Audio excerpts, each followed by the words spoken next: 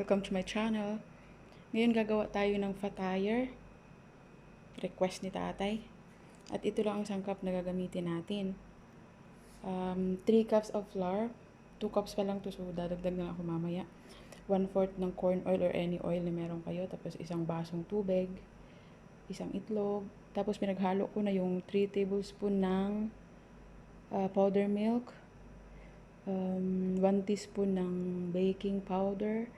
2 tablespoon of sugar. Tapos 1 tablespoon ng yeast. Tapos imimix lang natin sila lahat sa machine. Ito yung machine natin. Ayan. Lalagay ko siya dyan mamaya. Ito yung pangatlong cup natin. So, ilalagay ko na. Ayan. Sa machine. Tapos yung ibang sangkap ilalagay din natin. So ganyan lang siya. Paghaluin mo lang lahat sa loob ng machine. Tapos pipiliin natin yung number 7 na do ng settings ng machine. Okay, pindutin na natin. No. Wait. At iset natin sa number 7. Do. 3, 4, 5, 6, 7. Tapos, pindutin lang natin ang ating play button. Tada! At nagsisimula na siyang umikot. Ganyan lang siya kadali pag may machine. Yan. Tapos hayaan nyo lang siya hanggang sa matapos. Kusa namang hihinto yung machine. So hindi mo siya kailangan bantayan. Hayaan mo lang siya hanggang matapos at tawag dito, mag-rise yung ating dough. Tapos mamaya papakita ko sa inyo paano gagawin yung fatire na gusto ni tatay. Na may cheese at mint. Tapos tartar na may olive oil. Ganun lang kasimple. 15 to 30 minutes i oven. Mamaya papakita ko yung step by step.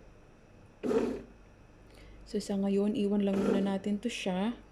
At ilagay muna natin yung ating tubig bago natin makalimutan. Isang basong tubig. Yan.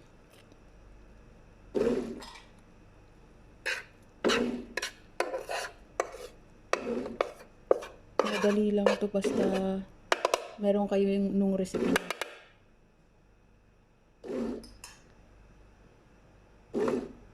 Fatire yala.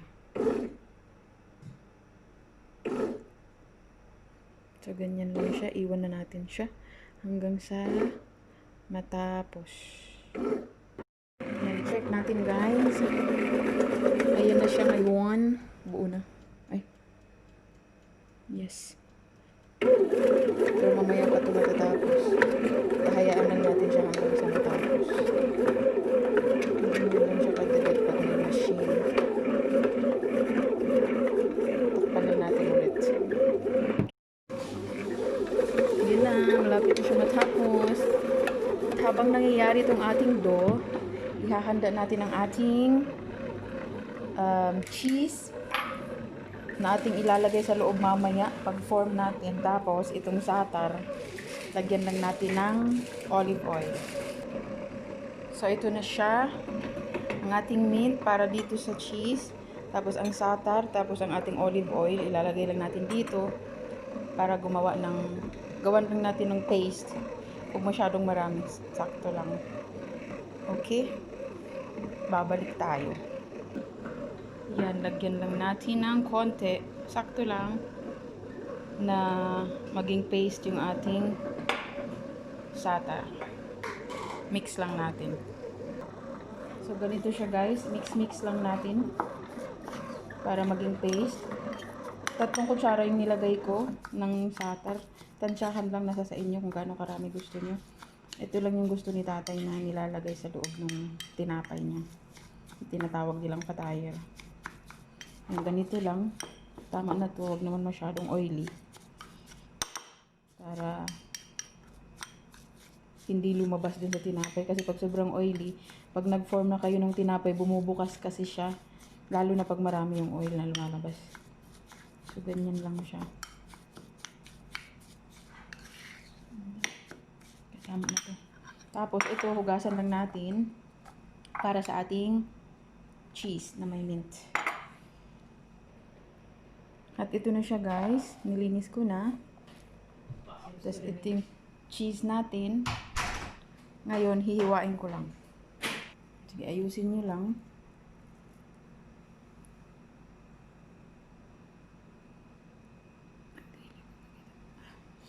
Ayusin nyo lang, tapos hiwain nyo ng pinong-pino. Para ihalo dun sa cheese.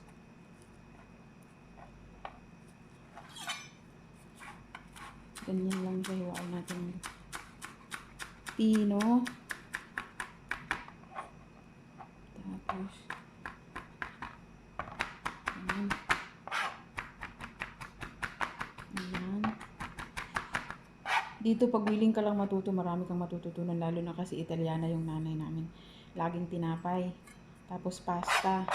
So, next time, baka pasta naman ang gagawin natin. Pero napakadali lang. Madali lang yung pagkain ng nanay namin. Kaya hindi mahirap gayahin. Napakadaling gawin. Okay, yan. Pino-pino na siya. Pinahin pa ng konti. Tapos, ilagay natin dun sa bowl na may cheese. Pero durugin lang natin to ng ganyan. Tapos, ilagay natin to. I-mix nyo lang. Madali lang to. Tapos, mamaya papakita ko sa inyo paano ilagay sa loob. At paano i-mold yung bread. Madali lang din naman. Kailangan mo lang isara ng mabuti. Kasi bumubuka pag nilalagay na sa oven. Ganyan lang, i-mix lang natin ng ganyan. Halo-halo. Tapos ganyan lang siya. Ready na yan. Pwede para mamaya. Ayan. So, set aside lang natin. Ayan, ready na siya yung satar na may olive oil. Tapos ito, cheese na may mint. Ito white cheese ni tatay maalat. So, balikan natin ang ating dough. Ito na yung dough natin. Tapos na siya. So, iwan lang muna natin siya dito sa loob. Para, anong tawag dun? Tumubo. Yung mag-rise pa siya. I don't know how you say it. But anyway, patubuon nato siya. Yun, Bisaya para mas klaro. Patubuon lang nato siya. Itong ibilin dira ato lang tabunan og balik. And then balikan natin mamaya. Para i-form na ng tinapay. Okay. Ito, ilalagay natin sa loob. Kaya, say later. Alligator. And we're back! Charot. At ito na ang ating dough ngayon. Tumubo na siya. May tubo na siya. Mag-form na ko karon. Ready na rin ang ating baking paper. Baking paper. At ang ating palaman. May trivia ako sa inyo mamaya nito. Tungkol sa kasama ko. Dati. At magsisimula na tayo. Tinakpan ko lang yung ating dough para hindi siya mag-dry kasi nakabukas yung aircon. Ayan. At magsisimula na tayo. Gagamitin ko to para maganda yung itsura ng bread. Okay. Okay, magsisimula na tayo. Ito na siya. Naka-form na ako ng isa. Tapos, ganyan lang. Tapos, isara nyo lang ng mabuti. Para hindi siya bumukas mamaya. Kasi bumubukas talaga siya kahit na pilit mo huwag siyang bumukas. Talagang bumubukas siya. Ganyan lang. Ganyan siya. Ito si nanay, pinapadali lang buhay namin dito. Kaya meron siyang mga ganito. Pero si lola ayaw niya. Gusto niya yung kamay-kamay talaga. Pero, hindi niya alam. Mas maganda naman to kaysa dun sa kamay lang. O, tingnan nyo. O, diba? Maganda siya. Ito na siya.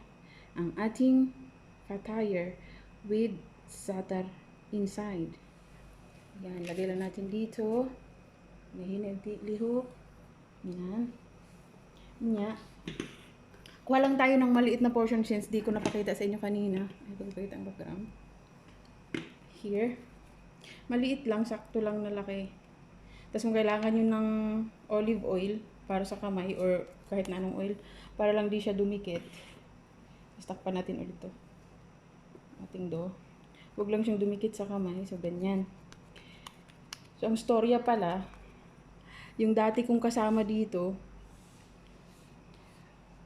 yung una kong nakasama dito na Pinay din, nasa Japan na siya ngayon.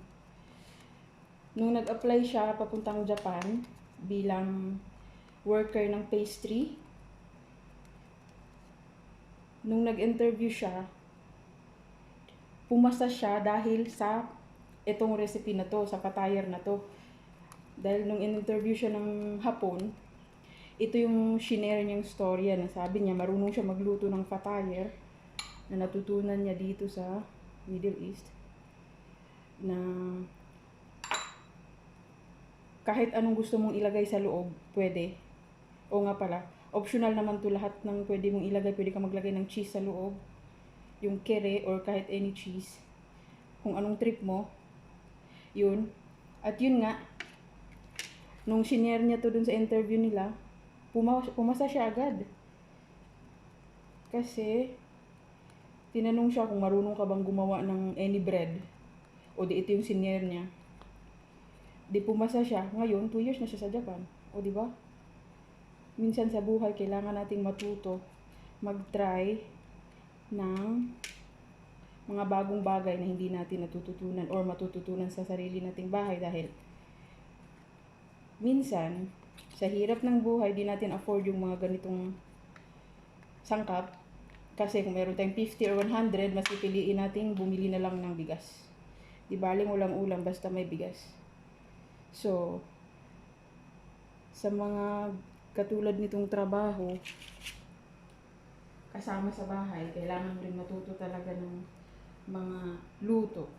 Pero siyempre, depende pa rin yun dahil kung marami kayo sa isang bahay, tapos toka-toka kayo, o nasa linis ka ba ngayon, or kaya sa bata ka, so hindi ka matututo ng trabaho sa kusina.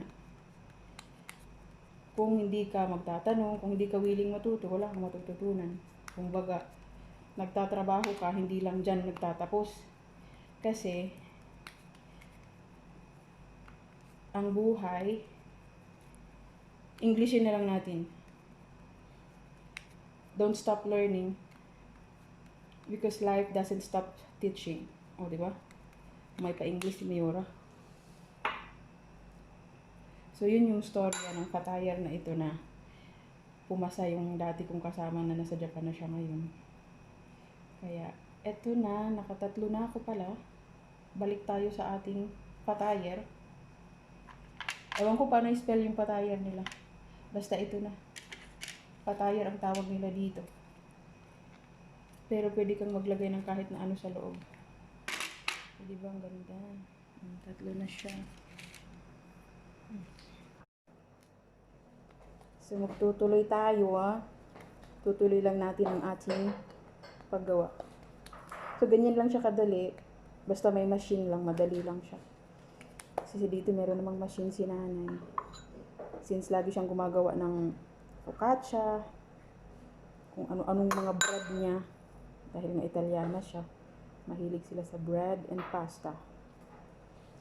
So, ganyan lang.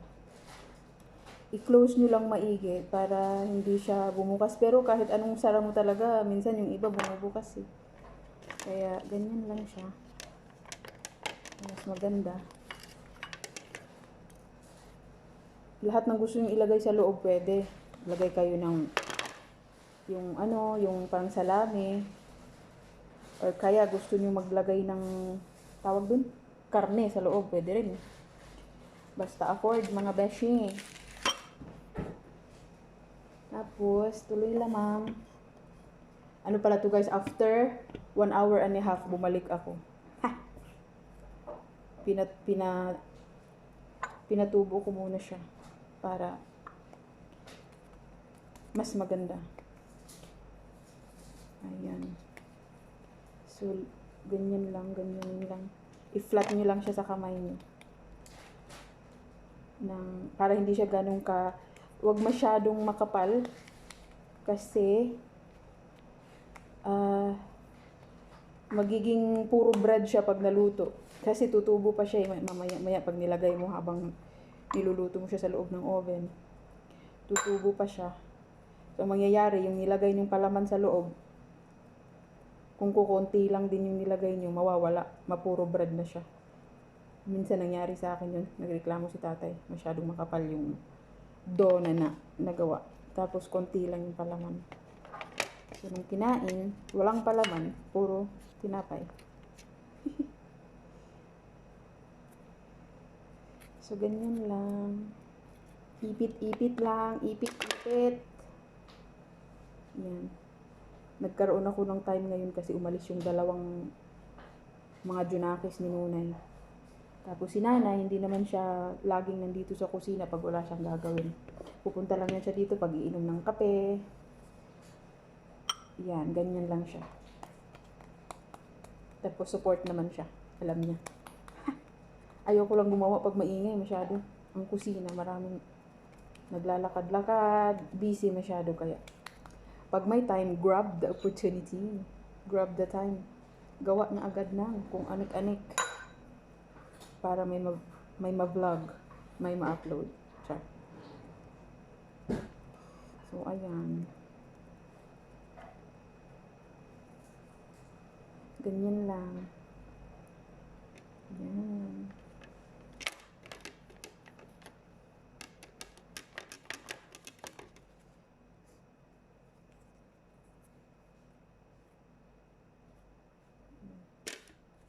Madali lang siya. Dito naman kasi simple lang yung mga kinakain nila. Hindi yung katulad ng mga usual na mga tao dito na laging kanin at manok, kanin at meat. Sila nanay dito napaka light lang. Chicken at french fries, okay na. Or kaya tinapay lang, okay na. Salad lang si tatay, okay na. Diet sila. Ayaw nilang lumaki. Gusto nila ng healthy lifestyle. Ganun. So, ito tuloy-tuloy lang. Papakita ko sa inyo mamaya pag tapos na ako. At babalikan ko kayo.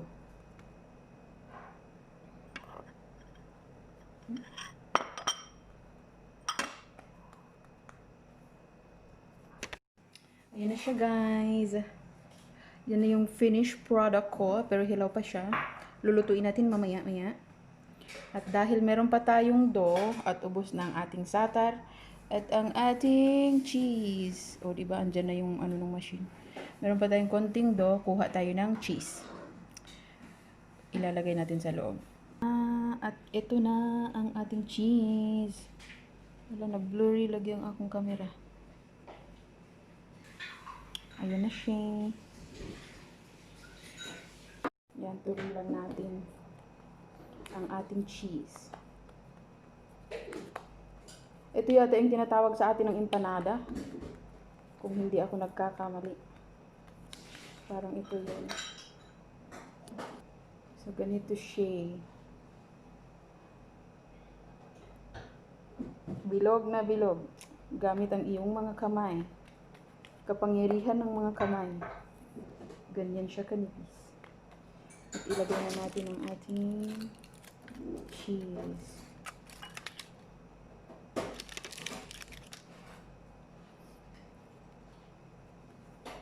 Ganyan lang. Maingay na naman aking kasama sa aking likuran.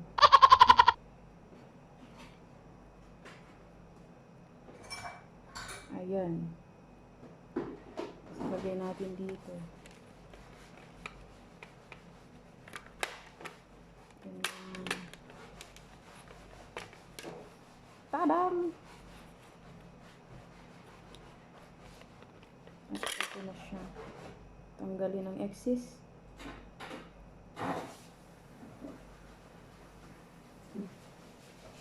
Yan. Cheese.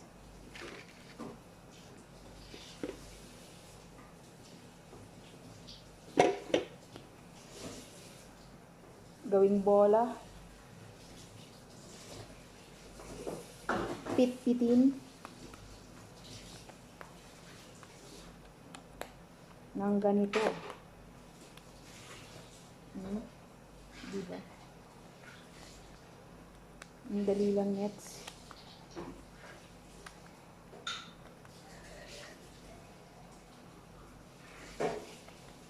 Cheese ulit. Hisain nyo lang yung cheese sa loob. Ayan. Para hindi ang tawag dito. Ganyan lang, tuloy-tuloy lang hanggang sa matapos tayo. Balikan kita mamaya.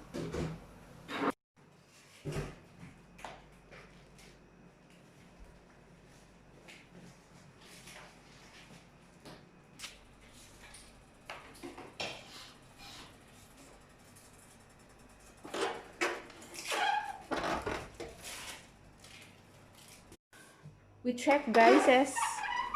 Ayan na siya. Nagsisimula na maging brown. Bumukas nga sila, ayan. Oh, yan yung sinasabi ko. Kahit dapat sarang-sara nyo talaga. Try to close it very well. Pero sometimes hindi talaga siya may iwasan. Bumubukas yung iba. Kaya baliktarin natin. Yan, ang ganda-ganda. Pero hindi pa siya tapos. Babaliktarin lang natin siya. Yan. And we're back. Tapos na. Tapos na siya mga mems. Ganyan kaganda. O, diba? Fatire ni Tutay. Ayan. Ang ganda-ganda. Luto na siya. O, diba?